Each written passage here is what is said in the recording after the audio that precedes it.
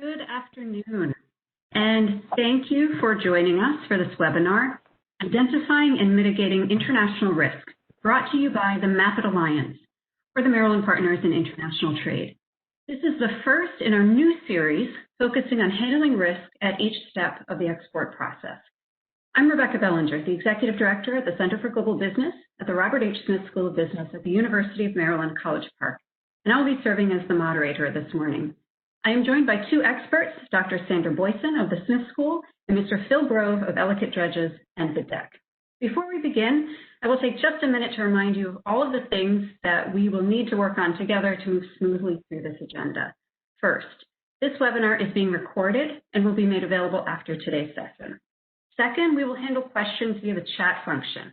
Throughout the presentation, please feel free to send your questions to the event host. We'll try to get through as many as we can in the order that they are received. For optimal viewing, we might recommend that you use the video strip view, which you can access through the icon in the top right of your screen.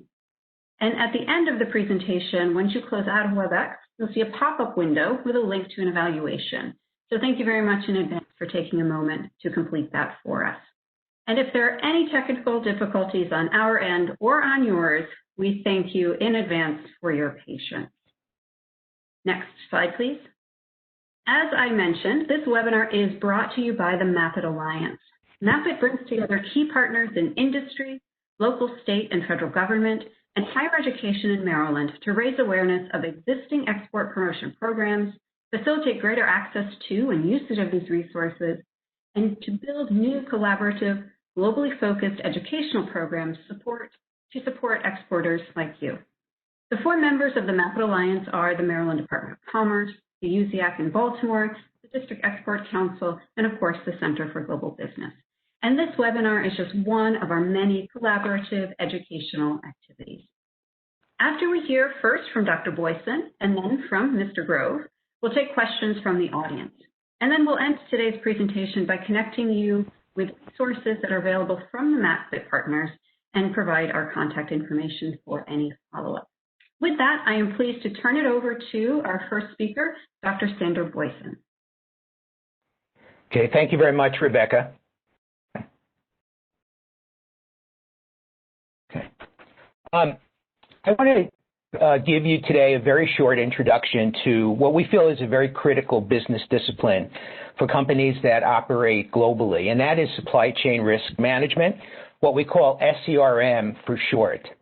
And probably the best way to give you a very quick understanding of what we mean by SCRM is to review for you the most famous case in the discipline, and that is the fire at the Philips chip plant in New Mexico.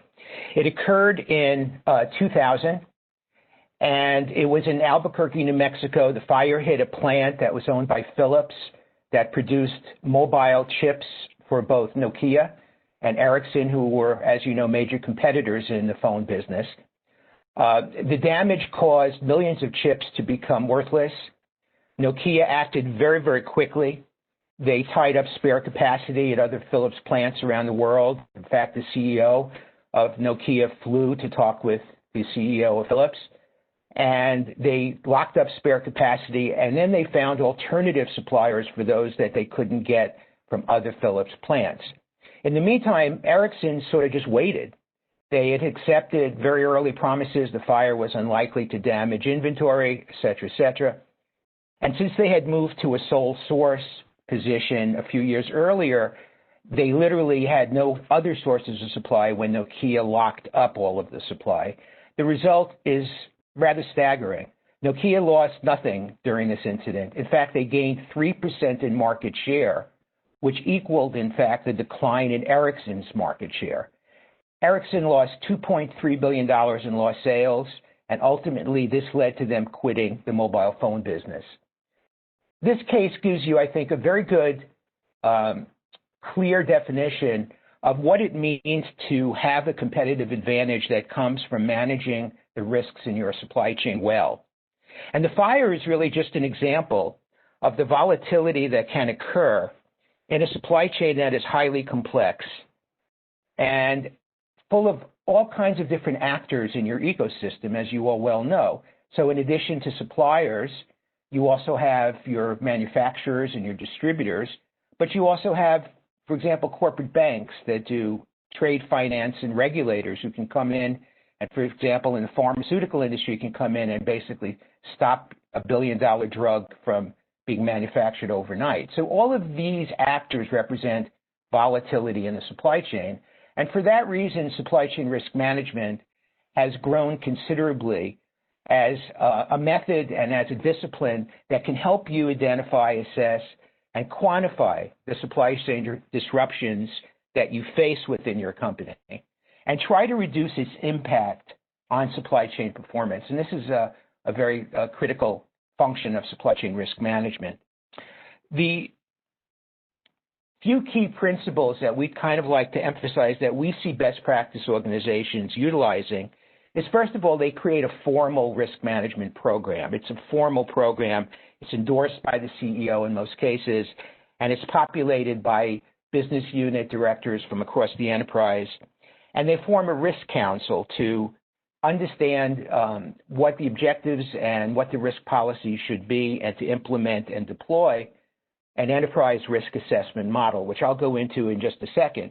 And this risk assessment model will use formal methods to identify and analyze risks. And then finally, they will build a real-time component, an enterprise risk registry that acts as an executive dashboard that will enable participants in the supply chain to understand what red zone risks or very dangerous risks to the enterprise are doing on a continuous real-time basis. Now, assessing risk is a key function of a supply chain risk management program. And what you'll see is that most companies use these kinds of formal expert judgment techniques, which I'll review for you very, very basic, just some very basic concepts in. To identify risks, tools like a risk wheel are used. And a risk wheel, as you can see here, will identify by business area, whether it's operations or finance or market or your overall strategic risks. It will identify the risks that you face.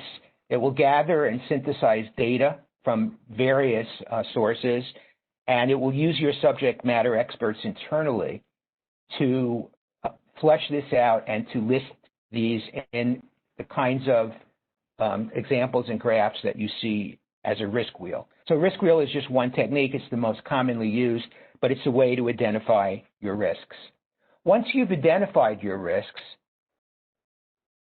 companies typically evaluate risks along three major dimensions: value at risk, what is the hit that you could take, the probable financial loss that could occur to you, the blockage and disruption of revenue, if there is a disruption in a particular part of your supply chain. And this has a number of ways it could be done, but we like to say that the financial value of the risk at a site is not how much you procure from that site or pay for the components that you manufacture in that site, but the total revenue impact of a loss at that site. So if a part is just contributing, let's say, $1,000 to a $10,000 product, you would lose 10%. But if you cannot make your product because of the lack of that component, you lose your entire $10,000 in revenue from that part. The other aspect that we evaluate risk on is time to recover, or TTR, which is how long does it take you to resume operations following a disruption. These are very important methods and dimensions to which to evaluate risk. Since the 2008 financial crisis, we have been much more concerned with the issue of connectivity of risks. So we know that there are cascading effects that we have not accounted for previously when we've done risk assessments. And you can see that we really do need to account for the connectivity of risks. So risks, as you can see here in these red rectangles, are basically risks in the organization that were identified that have a lot of interdependence with other risks. There's lines to and from these three core risks. In other words, they're highly connected risks. On the other hand, you have some risks, as in this case, volatile interest rates, that have very few connections to the other elements, features or functions of your business. Therefore, we say that this risk is low connection, has low connectivity.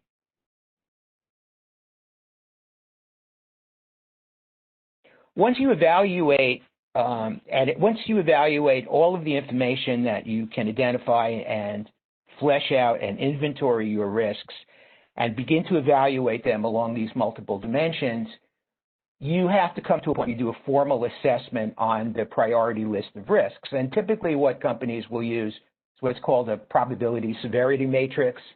And this matrix will assign a risk to a location in a graph that looks at both the probability of a risk occurring, is it rare, occasional, likely, or frequent, and the severity of the risk.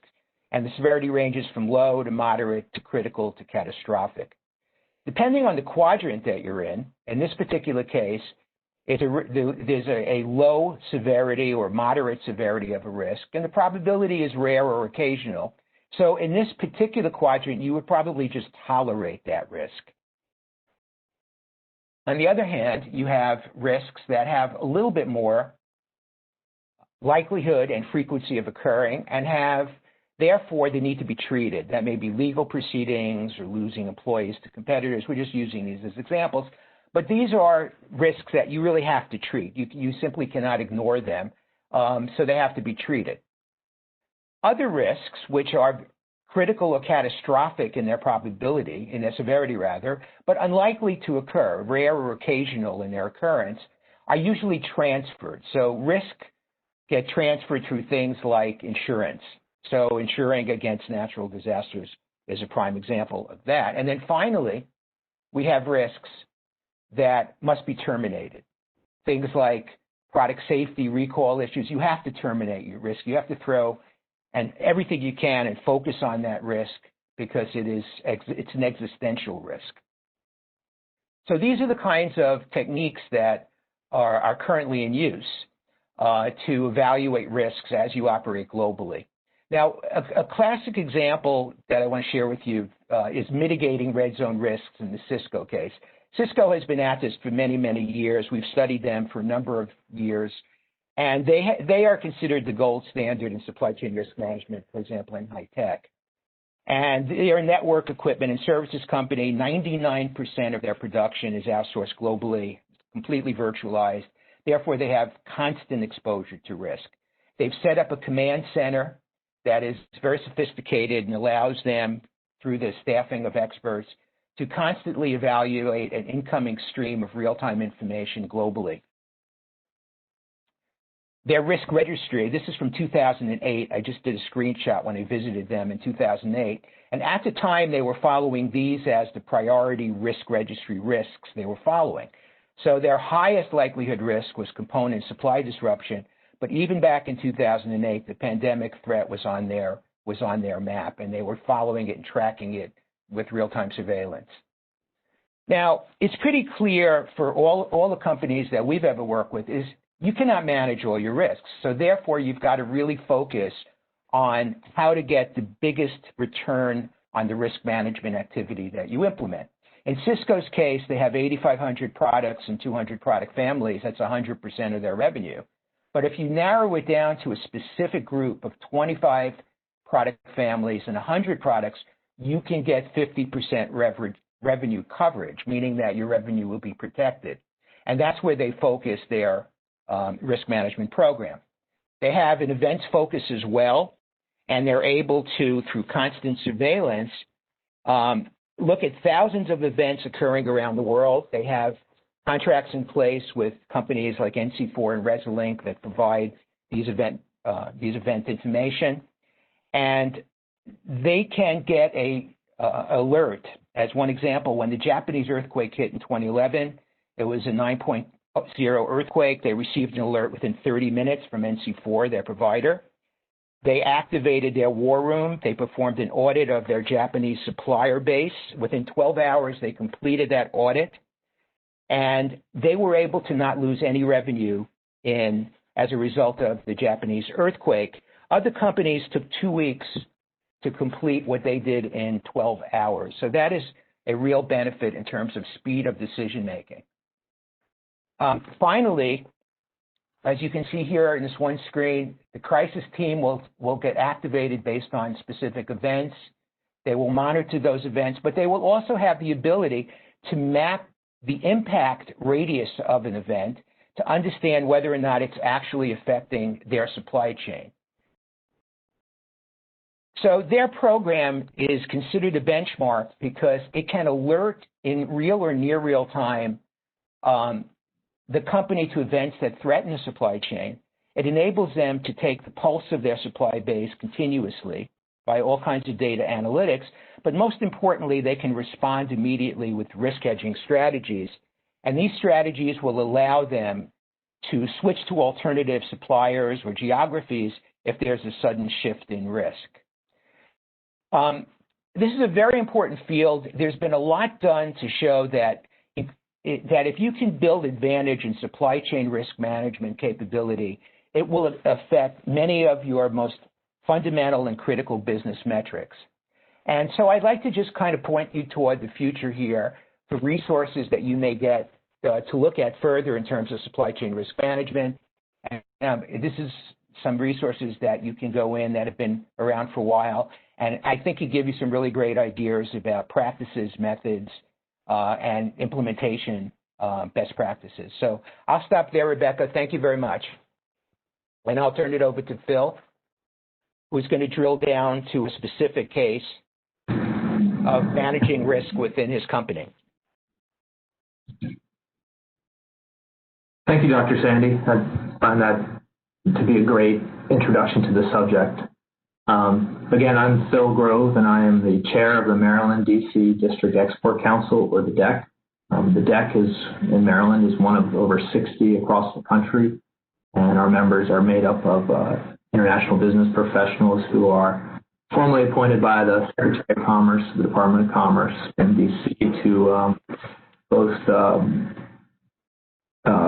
train and promote exports, train existing and potential exporters on export process, and with the main goal of expanding exports in our region.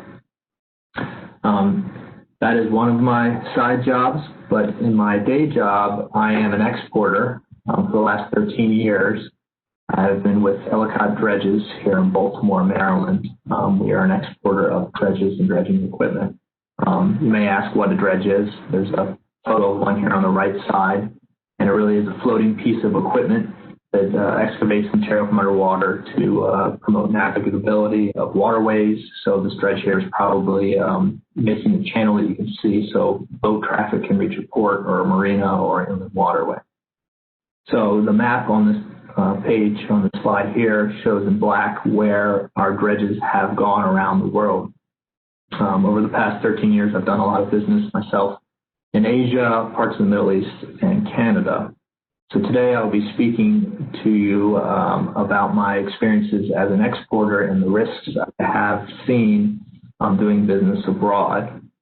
What I won't be talking about are the risks that you see more day to day about running a business. So I'm really going to be focusing on the international business risks, and specifically to exporters. I'm not talking about those more fundamental risks that you should be looking after. I'm also not going to be talking about these type of international business risks that you think of when you imagine what could happen when I'm doing business abroad. You know, pirates, Somali pirates taking a cargo ship, or some sort of international heist with millions of dollars in jewels being stolen.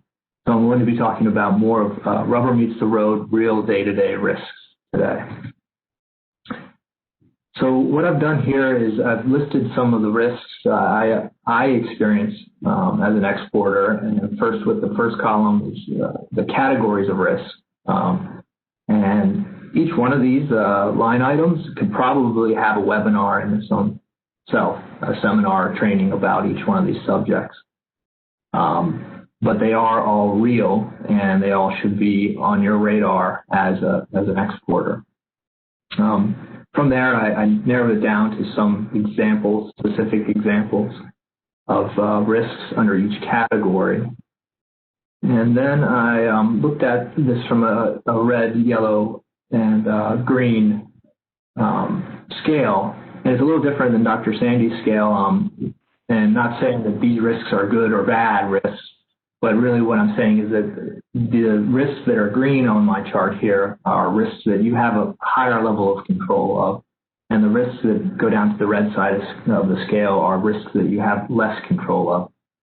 And then when I was looking at this further, I was thinking that the way that I've organized this is almost in a way that while all risks are generally outside of your organization, the green risks that I'm calling here are more internal. You have a little bit more control because it's more internal to your organization more than external to your organization. On this scale that I've developed here, you can say you can't really control what happens in another country's politics, for example. So this is a list of risks, not intended to be all-encompassing, but just to be some examples of what you will encounter as an exporter. But we don't have time today to talk about all of them, so I've selected a few to focus on, highlighted in red here. So getting right to it, the first I've identified is the most internal risk you can manage as an exporter, and that is your people, your employees, and ensuring that everybody is on the same page with your business goals. First of all, if you're going to be selling a product overseas, you want to make sure that your operations can produce that product and get it shipped to your customers.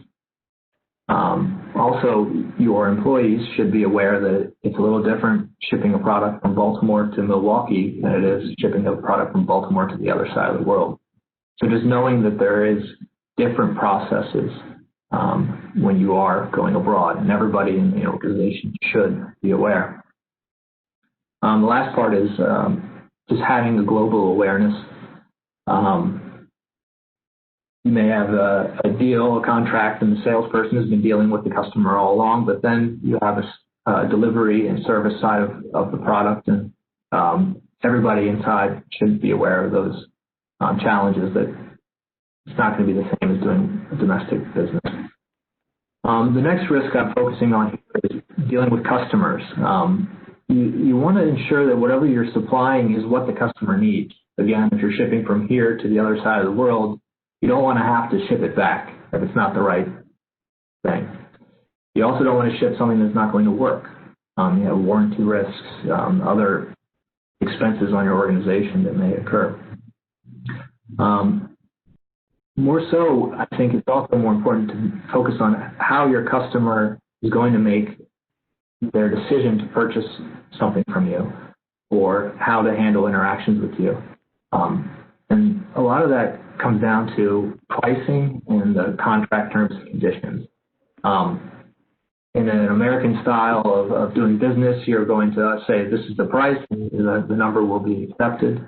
But in many countries, it's expected to, part of the decision-making process and the deal-making process is to give a discount as sort of an honorarium, as a token of thanks for doing business. So you want to make sure you're pricing strategically with your customers and not pricing yourself out of the market, or maybe giving your rock bottom price up front.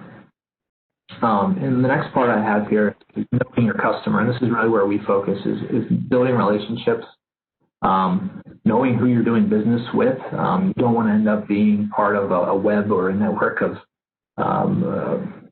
nefarious characters. You don't want to be part of their deal. So really get to know your customers and screen them. That's something that we do here. We use a screening software to make sure our customers aren't on any kind of terror watch list or have bad reputations that we don't want to be tied to. And then the simplest way is to make sure on the Treasury.gov website, your customer is not sanctioned by the U.S. government for other misdeeds.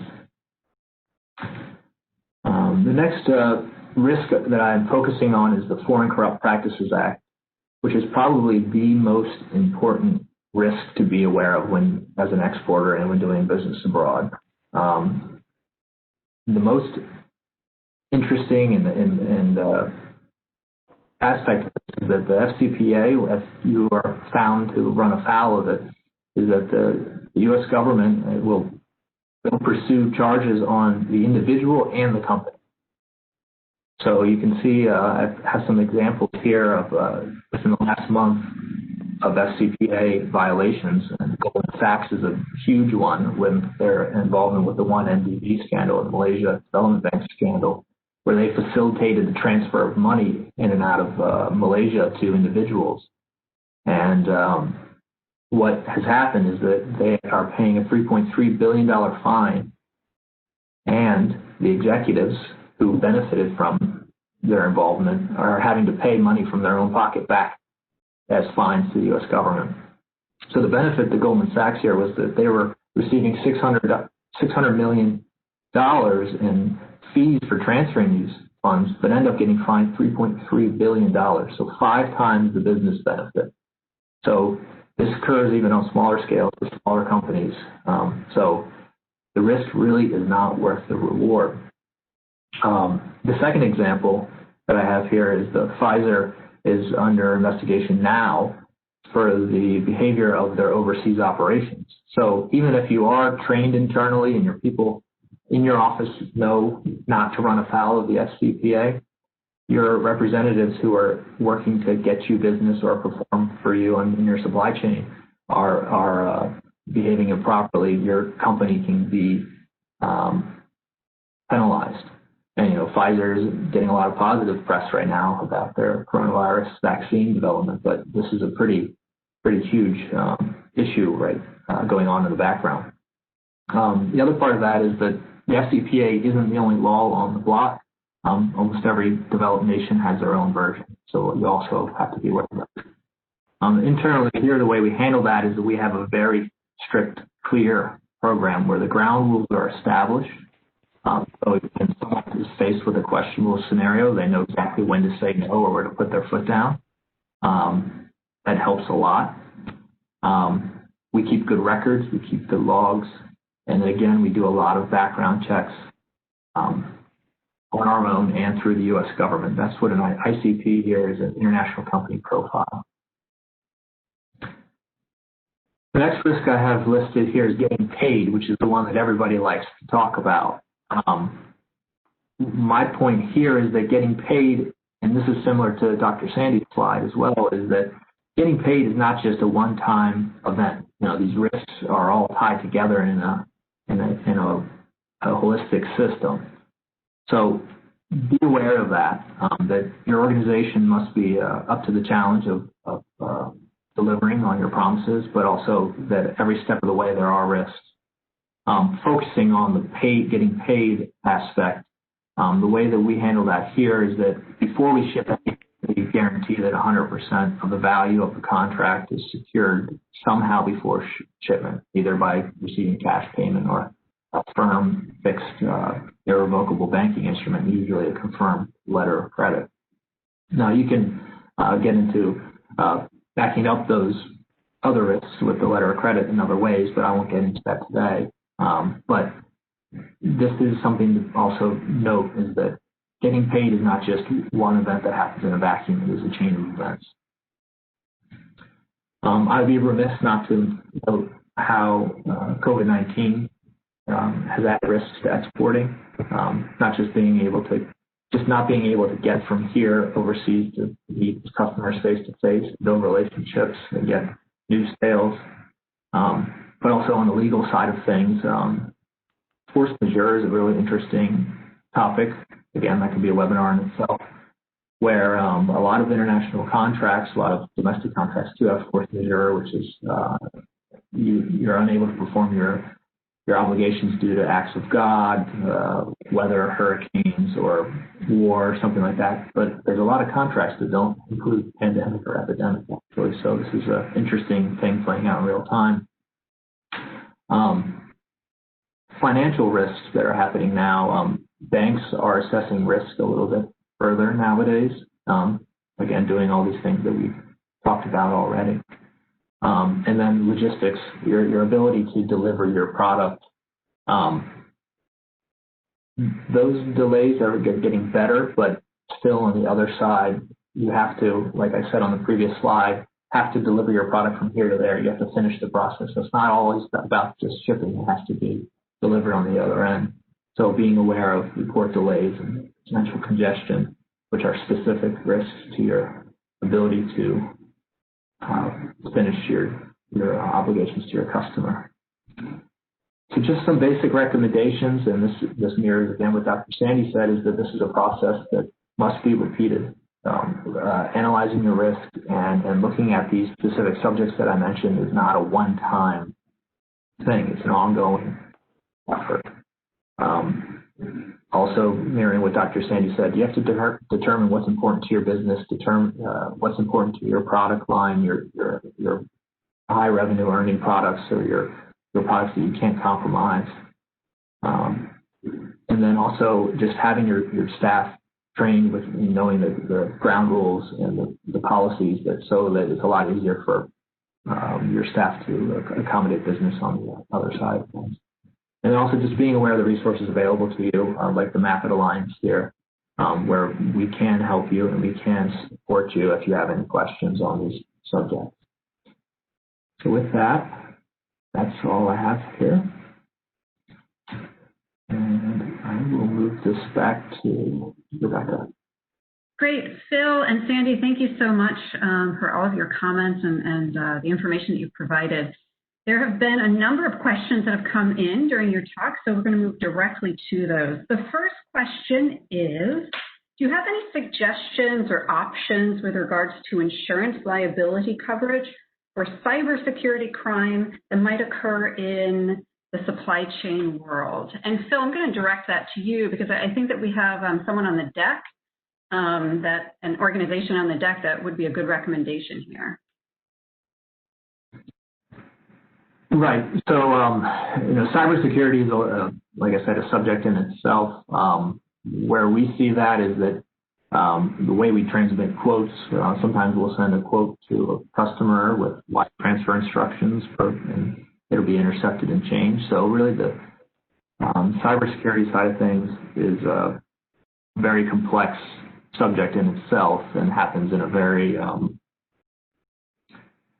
different way. So I don't know if I can answer that question too specifically, but when it comes to insurance, especially on the credit risk insurance side of things, we do have,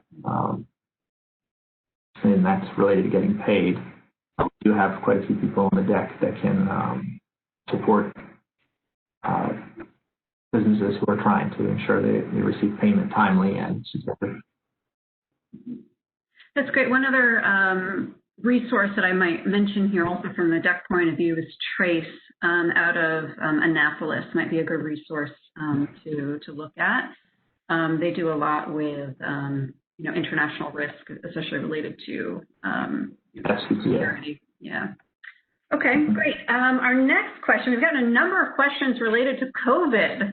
So we can't ask all of the questions about COVID, but there is one, Sandy, that I'd like to direct to you. And the question is something like this. I'll try to sum it up. Where would you place pandemics on your matrix? And to what extent do you think that companies you work with were prepared for the risks that we've seen through COVID? And what have we learned?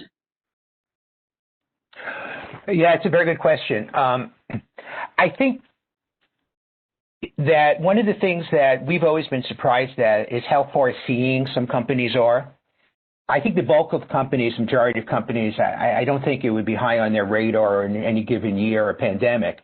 But on the other hand, there are some companies that have had this on their plate for a long time. So, for example, I showed you the pandemic risk being tracked by Cisco Systems in 2008.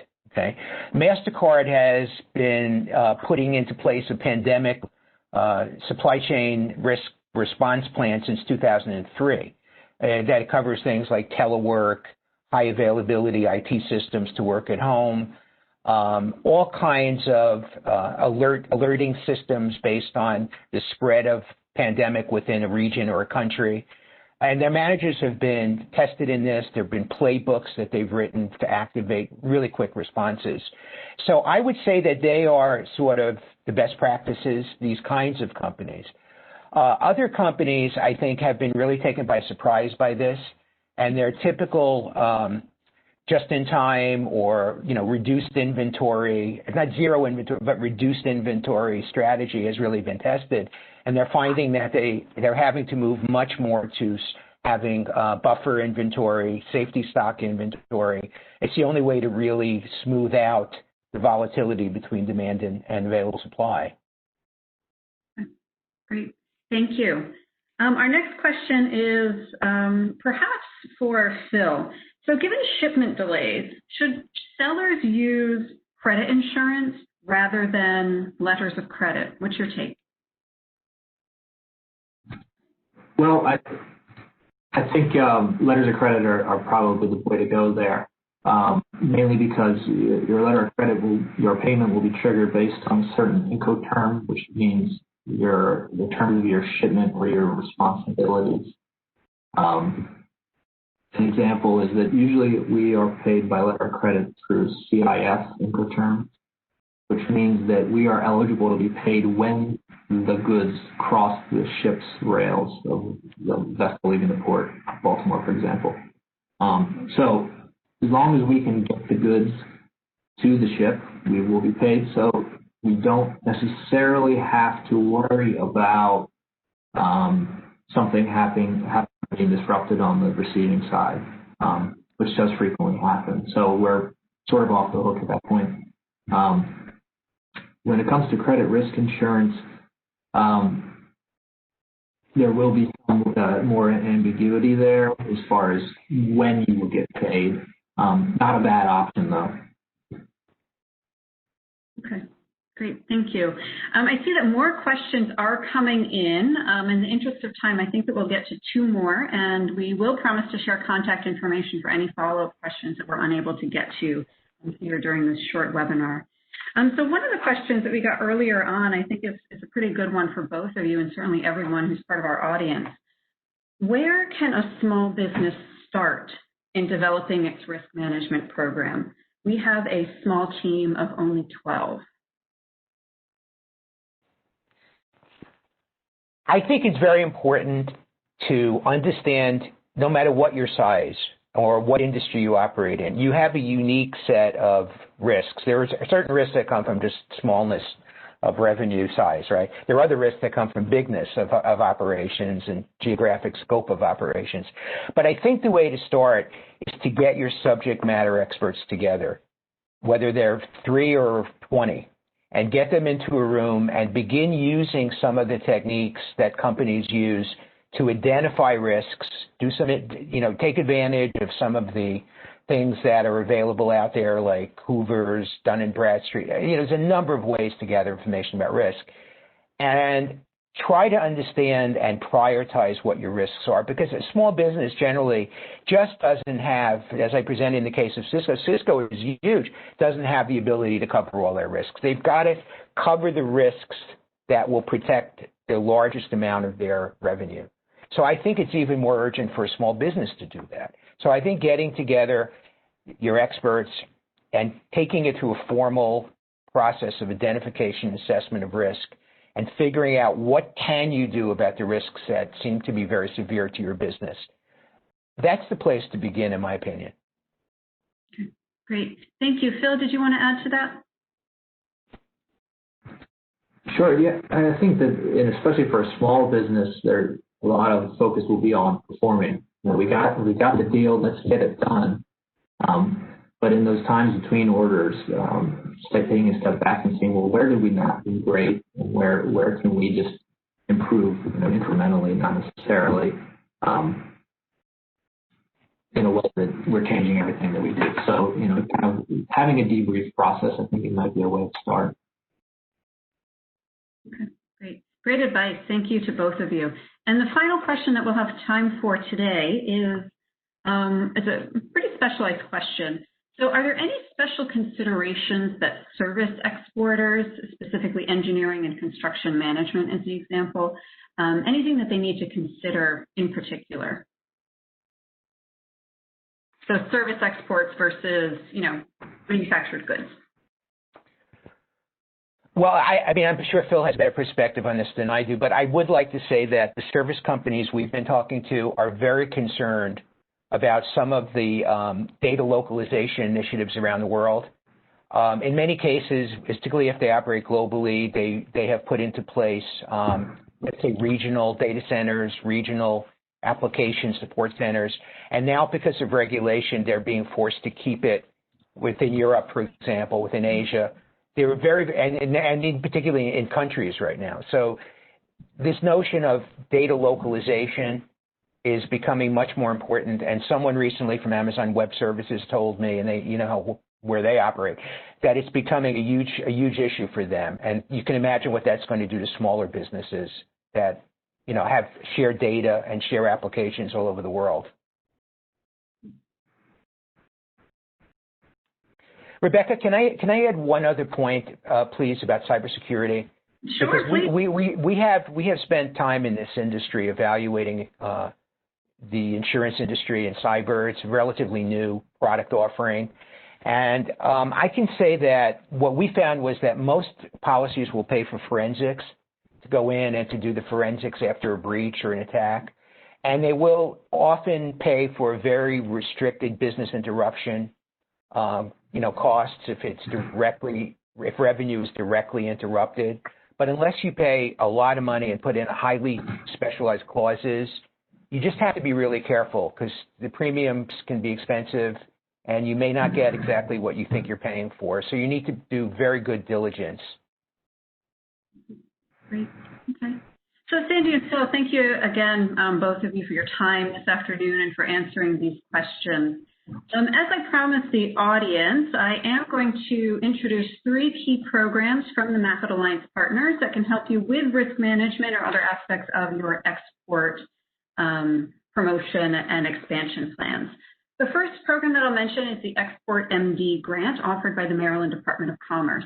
This is for eligible Maryland companies who can apply for up to $5,000 in grant funding for an export marketing initiative, and applications are considered on a monthly basis. The next program that I'll mention here is Export Tech, and Phil is the head of the deck. I know this program is very near and dear to your heart. So this program is the National Export Assistance Program that helps companies entering or expanding in global markets. Again, it is a national curriculum. The program applies a structured export strategy development process in an innovative group consulting model to help companies like yours achieve results. And again, it is the only national program through which companies develop a written export plan that is vetted by a panel of experts upon completion. And this program is jointly offered by the DEC and the USIAC in Baltimore with co-sponsorship from the Center for Global Business. And finally, I'll mention the Maryland Business Adapts Initiative. It's a brand new initiative that recognizes the resilience of Maryland industry in overcoming the challenges presented by the COVID-19 pandemic. And the initiative seeks to showcase company stories and case studies written for students and peer industry audiences. And the companies that are selected for this case study will be further honored with an award at the first annual Maryland Business Adapts Roundtable next spring. Nominations are being accepted through the end of this week, November 20th. And the initiative is hosted at the Center for Global Business with implementing partners, the rest of the Mapit team. So you can find a link to any of these programs and the Mapit partners directly their website via the link tree that we've provided here. And finally, as promised, we are sharing our contact information should you wish to reach out to us after this event. I know there are a few questions we were not able to get to, and I'm sure that Sandy would love to talk to you more about cybersecurity, risk management, that sort of thing. If you have any questions about Export Tech or any of the programs, I'm sure that Phil would also be interested in hearing from you.